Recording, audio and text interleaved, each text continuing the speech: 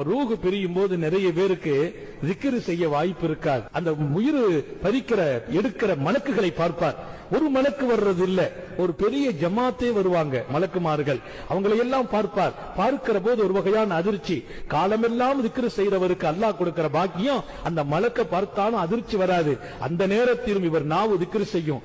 zikரால் நாவு ஈரமா இருக்கும். அதுல இன்னொரு செய்தி எழுதுறாங்க, சக்கராத்துல தாகம் கடுமையா இருக்குமா, அப்படியே நாக்க தூக்கி காட்டுவார். நம்ம தண்ணிய கொடுத்தாலும் அது உள்ள இறங்காது. ஆனா தாகம் கடுமையா இருக்கும். நாக்கு வறண்டு போய் இருக்கும். நாக்க நீங்க பார்க்கலாம், காய்ந்து போய் இருக்கும். யார் வளமையா zikr செய்வார்களோ அவர்களை குறித்து பெருமானார், உன்னுடைய ரூஹு பிரியும் போது zikரால் உன் நாவு ஈரமா இருக்கணும். இதுக்கு ஒரு விளக்கம் எழுதுவாங்க, zikr வளமையா செய்யறவர் சக்கராத்தின் தாகத்திலும் அவர் நாவு வறண்டு போகாது. அல்லாஹ் நம்ம எல்லாருக்கும் தௌபீக் செய்வானா.